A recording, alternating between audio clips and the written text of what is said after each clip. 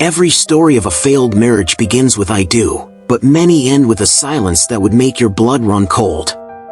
It's the silence of realized patterns. The silence of a man who thought he knew his partner, only to find himself in a legal and emotional labyrinth designed to drain him dry. On the Aphorism Archive, we don't just tell stories, we provide the blueprint for the journey of self-improvement that begins when your world falls apart. Today, we are analyzing the anatomy of relationship extraction. We are looking at why certain people transform into strangers the moment a contract ends, and how you, the architect of your own future, can defend your mind, your assets, and your legacy. If you've ever felt the sting of weaponized honesty or the weight of an unearned entitlement, this video is your survival guide. This is not about revenge, it is about the ultimate recovery. Let us begin by dissecting the root of the conflict, the entitlement delusion. In the modern era, the definition of contribution has been warped beyond recognition. I have consulted with men who built empires from dirt. They worked 80-hour weeks, sacrificed their health, missed holidays, and carried the crushing weight of financial responsibility on their backs. And when the end came, they faced a partner who had never worked a day in the marriage, demanding half. Not asking. Demanding. The psychology here is staggering.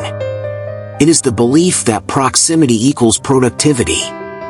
The logic operates like this: I was present while you succeeded, therefore, I am the co-author of your success.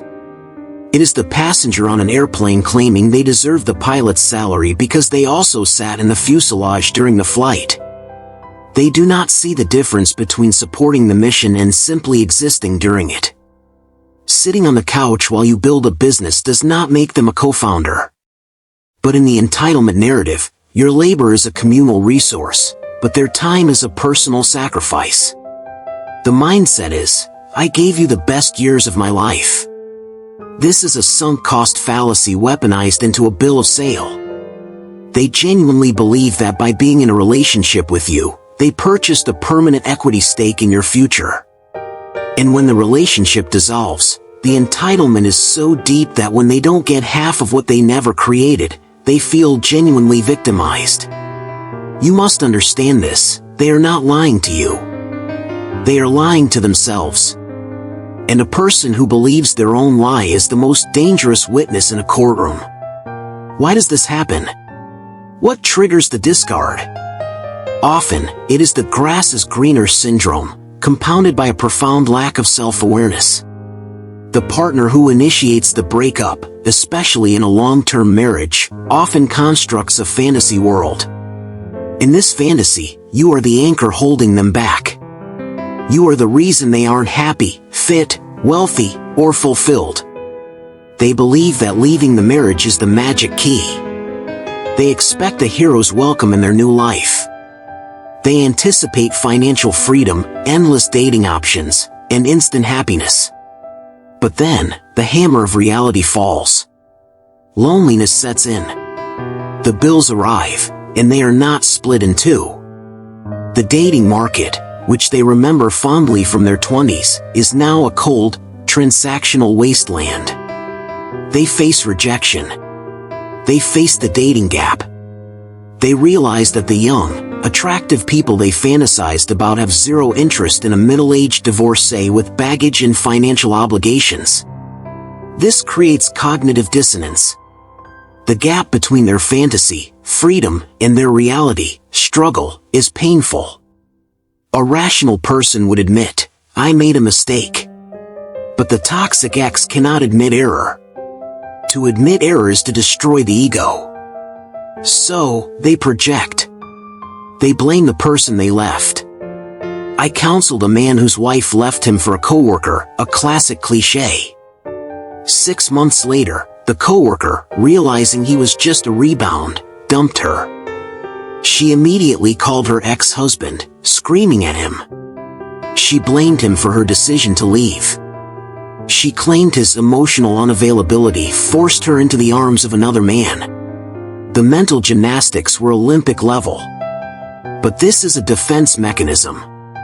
By blaming you, they absolve themselves of the consequences of their own choices. They need you to be the villain so they don't have to be the fool. We must address the mechanics of the exit.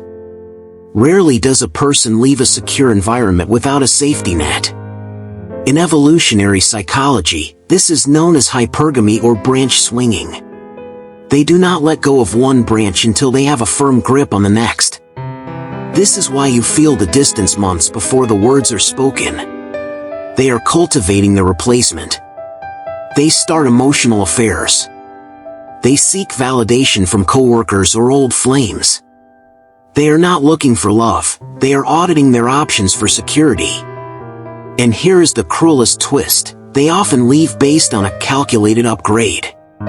They have done the math, divorce settlement plus child support plus new partner's income equals a better life. But life rarely follows the spreadsheet.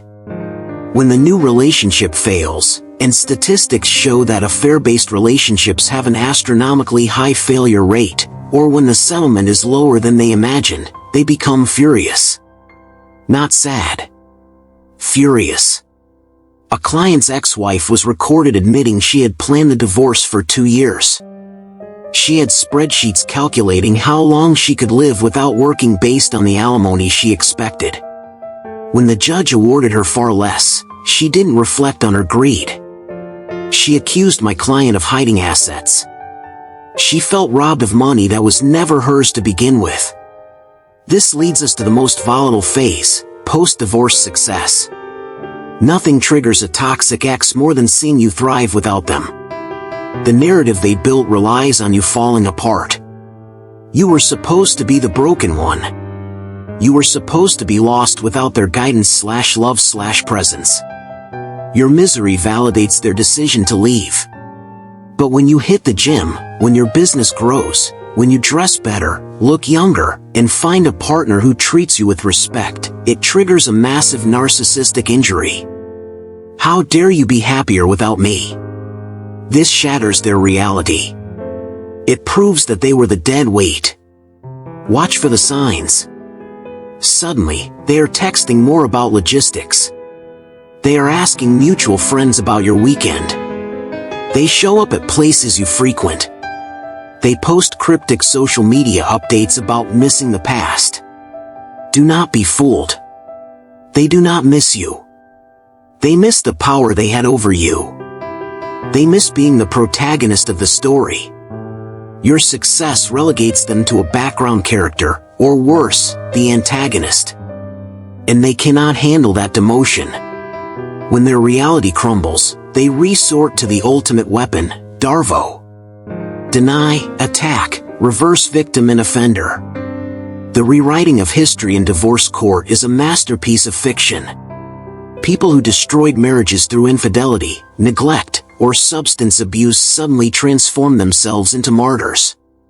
They will say, "You made me cheat because you worked too much." They conveniently ignore that you work to pay for the house they live in. I recall a case where a wife cheated with 3 different men.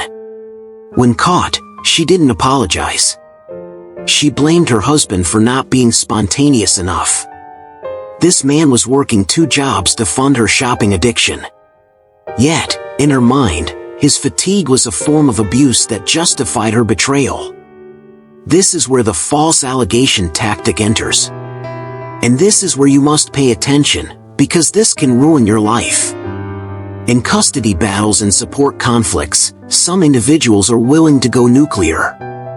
I have seen cases where biological paternity is hidden for years to secure child support. I have seen women claim fear of imminent danger to get a tactical advantage in possession of the home. One particularly harrowing case involved a woman who hid her pregnancy from an affair, let her husband raise the child for 3 years, and then divorced him. When DNA proved the truth, she still demanded support because he had assumed the role of father. She felt entitled to make him pay for her deception. The audacity is breathtaking, but it is real.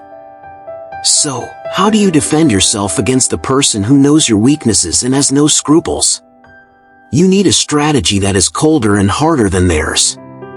1. The vault of evidence, documentation. If it is not written down, it did not happen. From this moment forward, you are a historian of your own life. Every text, every email, every interaction. Some exes will deny conversations that happened an hour ago. Having proof is not paranoid, it is insurance. When they try to gaslight you, you check the vault. Save peaceful text exchanges. Why? Because 6 months from now, if they claim they were terrified of you on that date, a text with a smiley face and a casual joke destroys their credibility. 2. The gray rock method. You must become as uninteresting as a gray rock. No emotional reaction. No anger. No defense. No joy. Manipulators feed on emotional supply. If you scream, they win. If you cry, they win. If you plead, they win. Your responses should be, yes. No. I will check the schedule. That doesn't work for me. Bland. Factual. Boring. When you starve them of emotional reaction, they eventually move on to an easier target. 3. The business relationship boundary. If you have children, you are no longer lovers, friends, or enemies. You are CEOs of a failed merger, managing a joint asset, the children. Treat every interaction like a corporate email. Would you scream at a business partner? No. Would you tell a business partner about your dating life? No. Keep it clean. Keep it professional. Keep it brief. 4. The witness protection strategy. Never be alone with a high-conflict ex ever. Exchanges of property or children should happen in public places or under the gaze of cameras. Video doorbells, parking lot CCTV, or a neutral third party. This prevents the he said/she said dynamic. It is impossible to claim you were screaming threats when the security footage shows you standing calmly by your car. 5. Financial forensics. Divorce is financial war. Do not assume honesty. I have seen exes run up $50,000 in credit card debt in their spouse's name weeks before filing. I have seen assets hidden in crypto, in gifts to family members, in prepaid expenses. Freeze joint accounts immediately. Monitor your credit daily. Hire a forensic accountant if the numbers don't add up. Protect your resources like your future depends on it, because it does. 6. Parallel parenting. Co-parenting requires 2 rational adults. If you are dealing with a toxic ex, co-parenting is a myth. Switch to parallel parenting. What happens at your house stays at your house. What happens at their house is, unfortunately, their business, provided the children are safe. Minimal contact. Separate birthdays. Separate parent-teacher conferences. It is not ideal, but it is better than exposing your children to constant warfare. Be prepared for the extinction burst. In behavioral psychology, when you stop reinforcing a behavior, by going gray rock, the behavior gets worse before it stops. It's like a toddler throwing a tantrum. If the small screams don't work, they scream louder. They will escalate. They will threaten to take the kids. They will threaten to call your boss. They will threaten self-harm. The suicide threat manipulation. This is the nuclear option of emotional control. I can't live without you, or I'll end it all. Do not play therapist. Do not rush over. Call 911. Report a person in danger. If they are serious, they get the professional help they need. If they are manipulating you, they learn that a suicide threat results in police at their door and a psychiatric hold, not a cozy reconciliation with you. You must call the bluff by treating it as real. The Hoover maneuver. When threats fail, they may try to suck you back in. This is hoovering. Suddenly, they are nostalgic. They send photos of better times.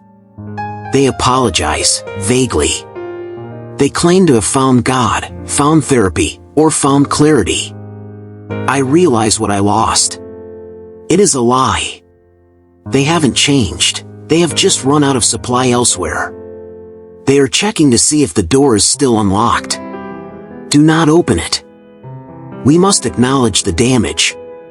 Society expects men to endure infidelity, financial ruin, and the loss of their children with a stiff upper lip. Just move on, they say. But the trauma is real.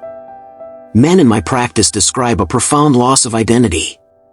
I don't know who I am anymore, one told me. I built my life around being a husband and father, and she took both titles with a signature. They experience emasculation, worthlessness, and a shattering of their reality. The betrayal doesn't just end the relationship, it makes you question your ability to judge reality.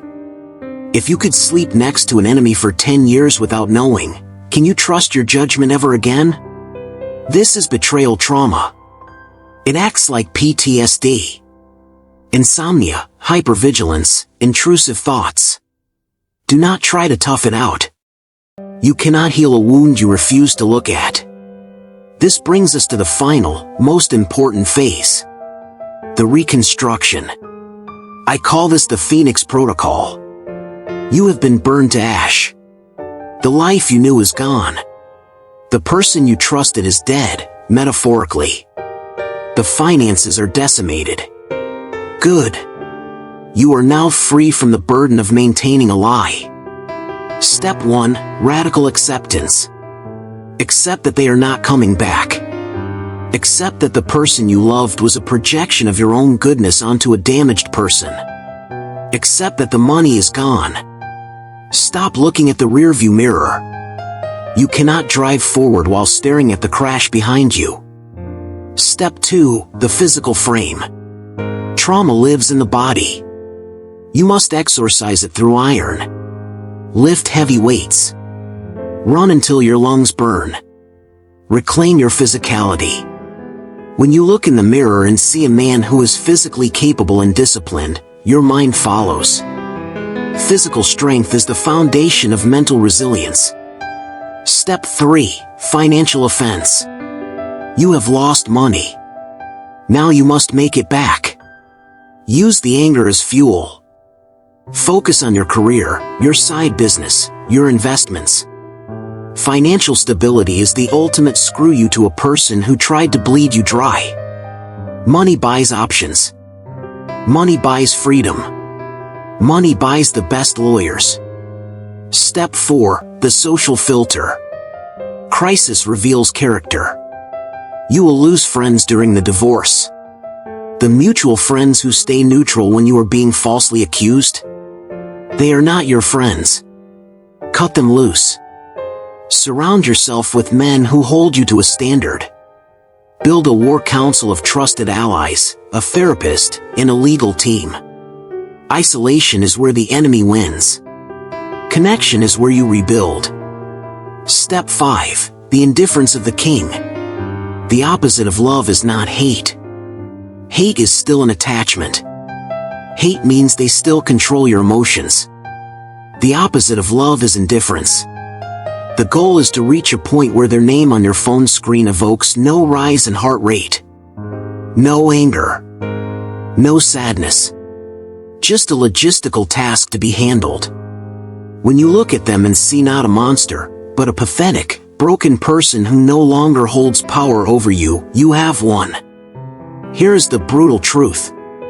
Some people are emotional parasites. They attach to a host, drain them dry, and move to the next. Your job is not to fix them. Your job is not to understand them. Your job is to make yourself an inhospitable host. The legal system is a blunt instrument. It is slow, expensive, and often unfair. But the prepared man, the man who documents, who controls his emotions, who plays the long game, he is the one who survives. The emotional manipulator relies on speed and chaos. They cannot sustain a siege. You can. The best revenge is not a nasty text message. It is not a court victory, though that helps. The The best revenge is a life so undeniably good, so rich in purpose, health, and wealth, that they become irrelevant. The children are watching. They see who screams and who stays calm. They see who lies and who tells the truth. They see who crumbles and who rebuilds. Be the father they can respect when they are old enough to understand the war you fought for them. You have walked through the fire. You are scorched, yes. But you are still standing. Now, dust off the ash. Stand up. And build a world they can never destroy again. I want to hear from you in the comments. What tactics have you faced? What strategy saved you? Your story might be the armor another man needs to survive the night. Remember, preparation beats desperation. Documentation beats allegation. And the truth, eventually, wins. But only if you are strong enough to carry it.